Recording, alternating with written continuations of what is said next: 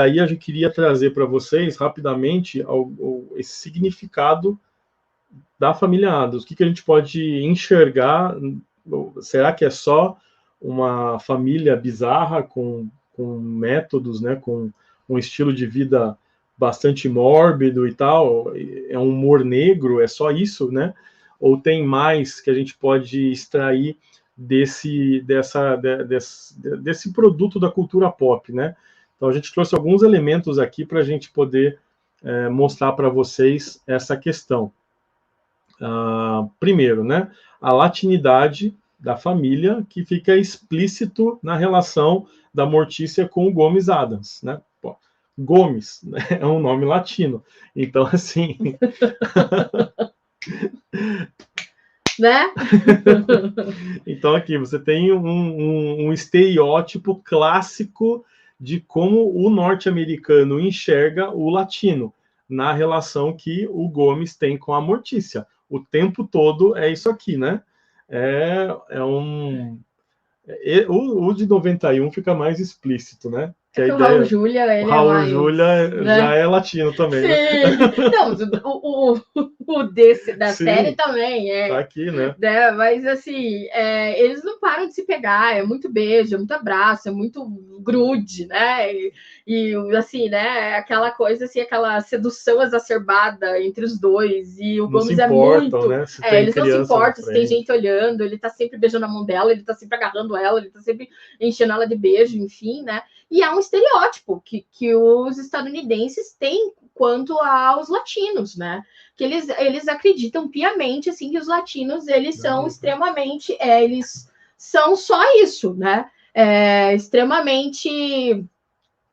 sensuais, a sensualidade à flor da pele, a questão da sexualidade exacerbada, né? Sempre que eles querem ali, infelizmente, Hollywood ainda tem muito desse estereótipo quando retrata latinos, porque eles ainda colocam muito essa questão da sexualidade super à flor da pele, sempre querendo mostrar muita coisa, assim, como se eles não fossem, como se nada disso atingisse eles. Mas aqui, a partir do momento que você chega ali com a galera aqui da América Latina, você já começa a pensar só nessa parte sexual, como se a latinidade acabasse gerando somente isso, né? Então, isso incomoda bastante, e a família Addams traz essa crítica aí para a tela, e nos mostra e nos leva a pensar nesses estereótipos aí que Hollywood cria sobre os latinos. Isso enche o saco, porque para eles latino só serve, sabe para quê? Ou é super para essa sexualidade exacerbada, para essa coisa da malícia e tal, ou então é tratado como um empregado doméstico, como um empregadinho, aquele ser inferior, né?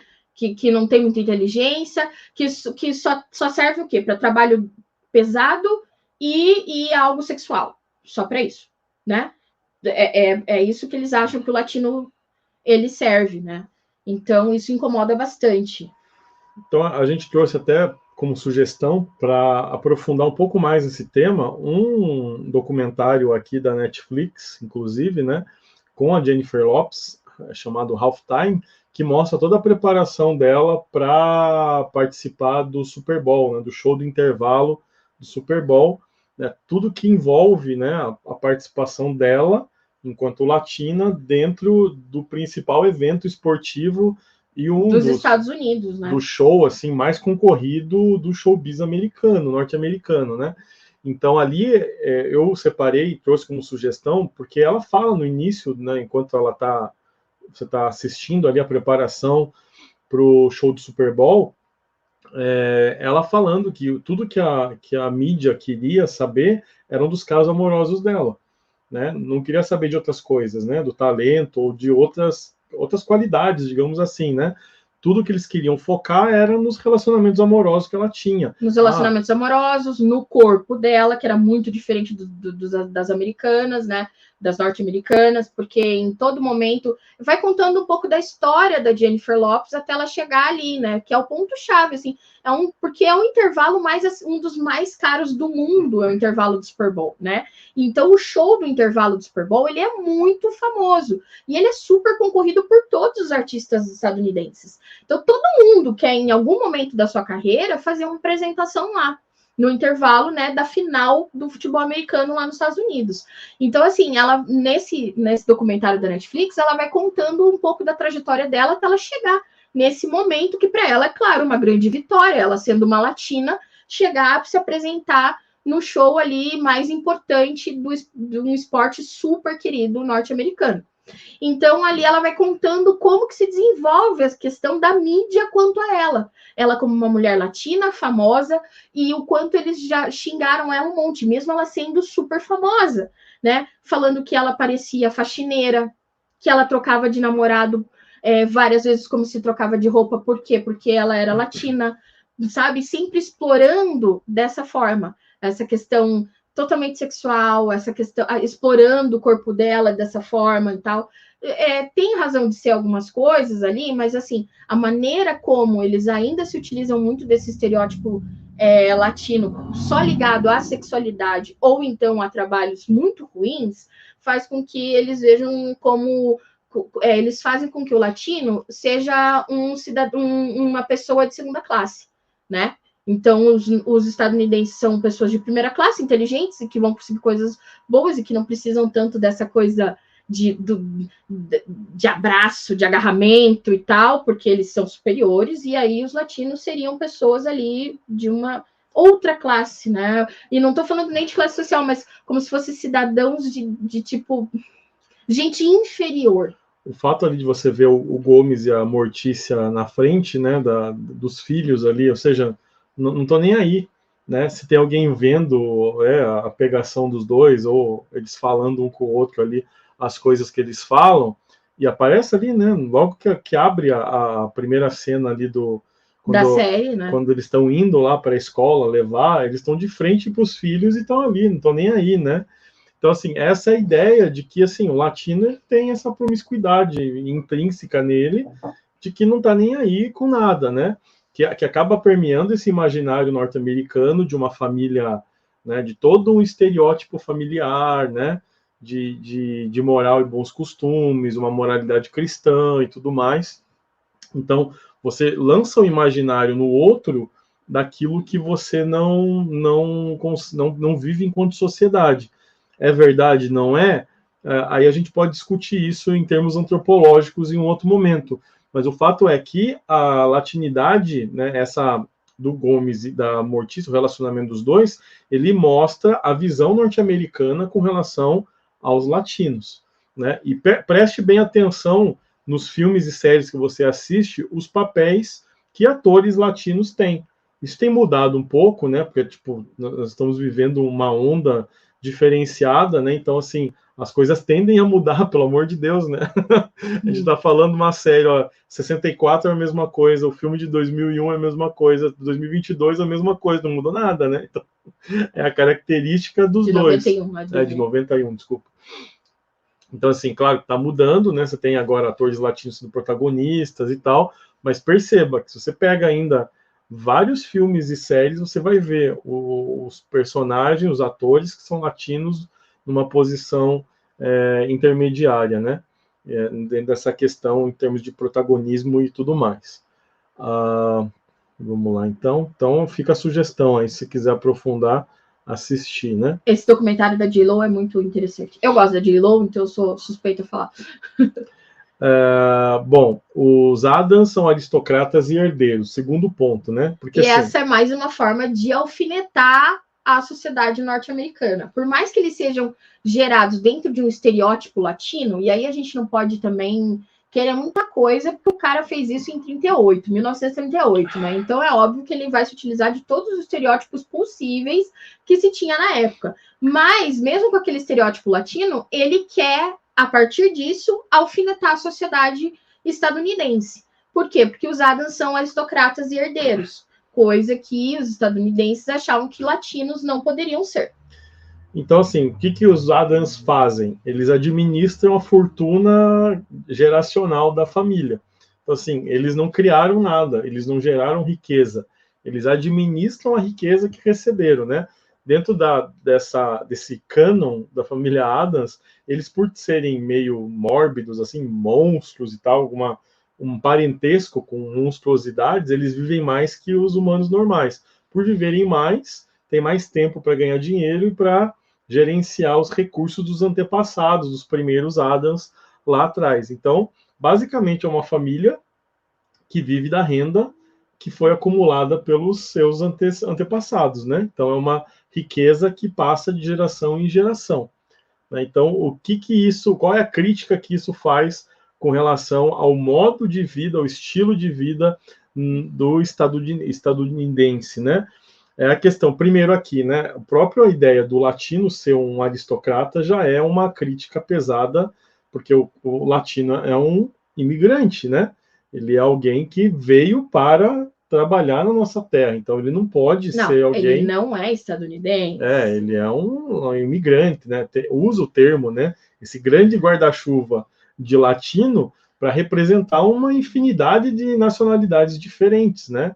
Seja da América Central, da América do Sul. Então, você tem o próprio México, no caso, né? Você tem uma gama enorme de nacionalidades que, quando chegam lá, você perde um pouco dessa nacionalidade para se transformar tudo vira latino para eles. Latino, como né? Eu disse, eles olham para o latino como se fossem, né, gente inferior, né? E aí, essa é a primeira crítica, né? Pô, como pode esse latino ser alguém mais importante que nós, né? Ter uma posição econômica superior à nossa. E a segunda crítica que esse conceito traz é justamente a ideia de esse conceito ele é totalmente norte-americano, né? A do self-made man, porque não tem nem tradução. Você tenta traduzir esse, né? Que seria uma tradução livre ali, o homem que se fez sozinho, alguma coisa assim, né? Em tradução livre, né? Então, nem dá certo quando você traduz para o português, não faz sentido, né? Quando você faz essa questão aqui. Então, a ideia de que não, você é o nascimento do conceito de meritocracia, que vem lá do século XIX, dentro desse conceito todo aí de que você pode construir a sua própria riqueza, você tem um vínculo com a ideia lá da conquista do Oeste e tudo mais, tem uma série de elementos ali que vão transparecer históricos, né, da criação dos Estados Unidos e que vão se ligar a esse self-made man, né, a questão da meritocracia, que para os estadunidenses isso é muito forte e muito presente ali no American Way of Life, né? Então essa já é uma outra crítica. Poxa vida, uma família que não faz nada, só vive da riqueza e da renda, né, dos antepassados, não constrói nada de útil, né? Então essa já é uma outra crítica que a família também traz para o estilo de vida que é considerado o estilo de vida padrão norte-americano, certo? Terceiro ponto, representa a visão americana a respeito das minorias. Toda minoria, para quem é a maioria, é uma minoria estranha. Então, assim, tudo que está relacionado à família Adams é a visão do outro com relação a eles, né? Não é a visão da família como um exemplo a ser seguido e tudo mais. Não, é a visão distorcida que a maioria tem quando coloca uma lupa sobre uma cultura diferente da dela. Então, como a gente percebe isso? O próprio Charles Adams, o criador da família Adams, ele era judeu.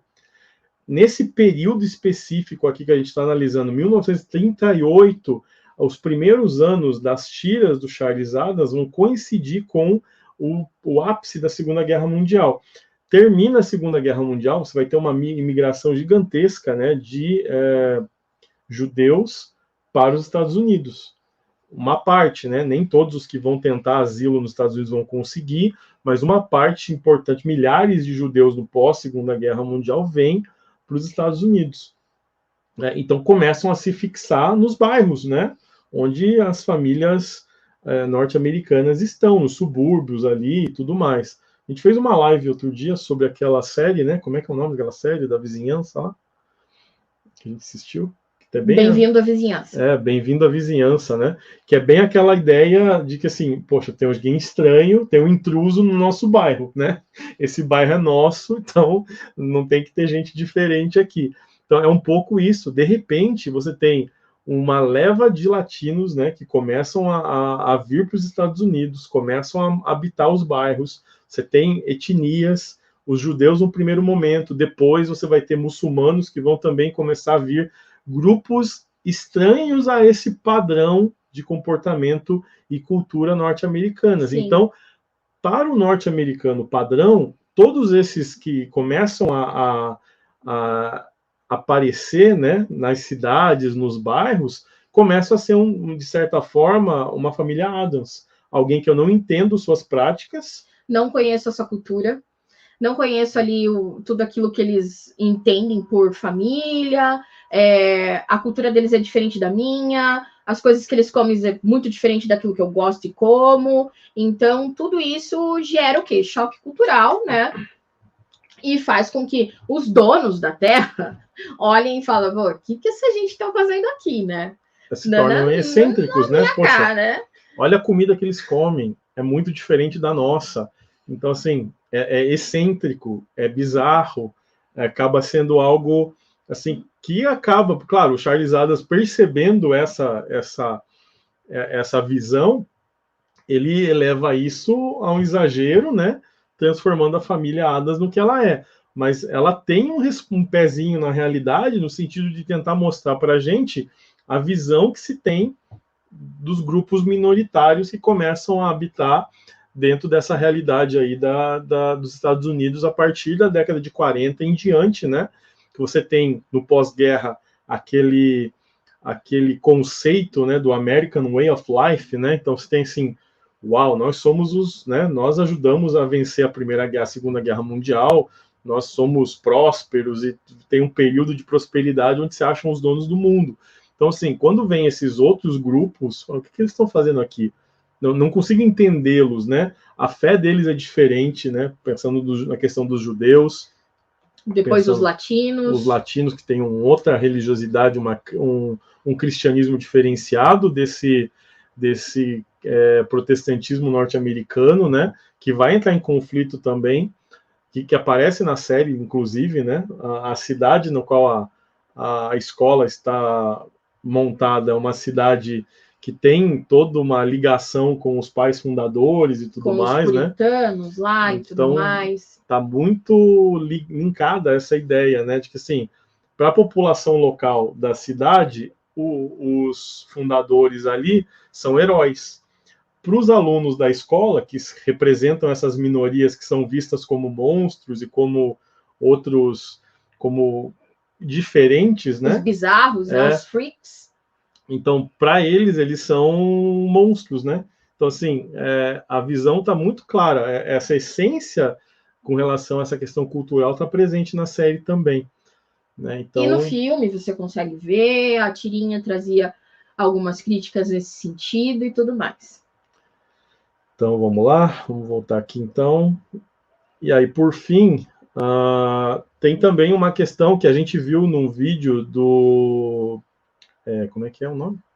HQ na Sarjeta? Isso, HQ na Sarjeta. HQ na Sarjeta, um vídeo que fala sobre a família Addams, onde ele vai abordar algo que eu achei interessante. Ele fala mais das tirinhas, né? Das tirinhas. No vídeo ele não fala ainda da série. Ele analisa um livro que saiu meio que esse ano, mas não agora, não saiu em função da série. Não em função da série. Mas saiu no começo de 2022, que pega uma série de tirinhas inéditas que não saíram e fez um compilado pela Dark Side Books, que chama Álbum de Família, né? Na Amazon tá por R$100, tá? O link tá Mas bem bonito o livro. Tá na descrição do vídeo, tem o link para HQ, para o livro, né? E também o link do vídeo que a gente tá comentando aqui. Porque esse pessoal estuda HQ, produz artigos científicos, inclusive até, sobre questões de histórias em quadrinhos e tudo mais, e aí a gente assistiu esse vídeo quando ele falou do livro, né, do lançamento do livro, que chama Álbum de Família, e daí que coloca as tirinhas lá da família Addams, e conta toda essa história, um histórico aí né, do Charles Adams, da criação das tirinhas e de como esse produto aí se tornou o que se tornou hoje. Então, ali ele aborda um elemento que a gente não tinha inserido na nossa análise, que é a ideia do confronto também entre o catolicismo hispânico com o protestantismo norte-americano, né, de uma raiz inglesa, né, que quando vem para a colonização e tal, os pais fundadores e tudo mais, toda essa ideia de uma colonização protestante nos Estados Unidos, de repente você tem uma invasão, digamos assim, de um catolicismo diferenciado, esse catolicismo hispânico, com uma raiz ainda numa arte barroca, que se você for visitar as cidades históricas brasileiras, você vai pegar muito nas igrejas esse estilo de arte, né? Que assim, ela choca a gente, né? Choca. A gente, quando nós estivemos nas cidades históricas de Minas, né? Ouro Preto, Mariana e Tiradentes e tudo mais. São João del Rei. São João del Rei. Você visita as igrejas do século XVII, século XVIII, você fica às vezes chocado, né? Com as imagens que você tem ali, né? Extremamente violentas no sentido de mostrar. Eles retratam Jesus de uma forma bem, de você mostrar o sofrimento de Jesus num nível assim muito próximo da realidade, né? Então, isso pensando aqui, né, eu, né, tenho uma tradição católica na minha caminhada e tudo mais, já me sentia chocado no sentido da visibilidade daquilo, né? Então, imaginando agora alguém, né, que vem de uma tradição protestante desde sempre e de repente vai ser confrontado com um estilo de cristianismo que tem todo esse simbolismo intrínseco, a imagem que se tem, mais uma vez, vai ser de algo muito diferente, né? A ideia, a gente tinha, né, inclusive quando a gente conversava com o pessoal das igrejas que cuidava, né, tinha ali perucas com cabelos humanos, as imagens, que eram escovadas todos os dias, e tudo mais. Eles fazem imagens de Jesus Cristo de tamanho normal, assim, natural, tamanho né? natural. E daí você entra na igreja e vê aquilo, assim, te assusta, é estranho pra caramba. Porque é muito real, né? Porque o tamanho é um tamanho 1 por 1, digamos assim, né? É 1 por 1. E ali você vê um cabelo natural, assim, e tal. Então, essa arte barroca, ela tem esse impacto de chocar você mesmo, né? Com essa realidade. E o sofrimento é muito escancarado, né? Você vê sangue, vê uma série de coisas. Então, é algo que, assim, para nós como historiadores, geógrafos e tal, amantes das ciências humanas, a gente fica fascinado, né? E nos museus lá das cidades históricas, de Ouro Preto, as obras de Aleijadinho e tudo mais, é fantástico. Congonhas, Mariana, gente, é muito, muito fantástico, mas é algo que é chocante também ao mesmo tempo. E então, quando você coloca toda essa questão religiosa, né, de um país protestante recebendo uma galera que tem um outro tipo de cristianismo, que seria o cristianismo católico. Que inclusive celebra a morte, né? Você tem lá a questão do Dia dos Muertos e tudo mais, né? Lembra lá do Viva, a vida é uma festa e tal, que celebra a morte. Para alguém que não está acostumado com isso é bizarro, né? Então, assim, quando você olha para a família Adams, que celebra essa morbidez toda, tem uma pitadinha desse conflito aí, desse conflito cultural que acontece entre duas visões muito distintas de cristianismo, né? Um cristianismo hispânico, no caso, com essa vertente latina aí muito forte, né? E um protestantismo com uma raiz europeia, que é muito diferente dessa visão. O confronto entre essas duas visões de mundo vai gerar algo que vai levar muito tempo para se acertar, no caso, né? Mas aí, quando a gente vê familiadas, a gente também está vendo esse conflito acontecendo, né? Então, a gente vê esse conflito aparecendo aqui também e mostrando a família, as pessoas vendo essa família dessa forma bizarra por causa das práticas que estão familiares. Tudo isso é um exagero do criador da série, mas que você consegue pensar todos esses conflitos daquele período da história norte-americana. Mais alguma coisa para completar? Não, era isso mesmo.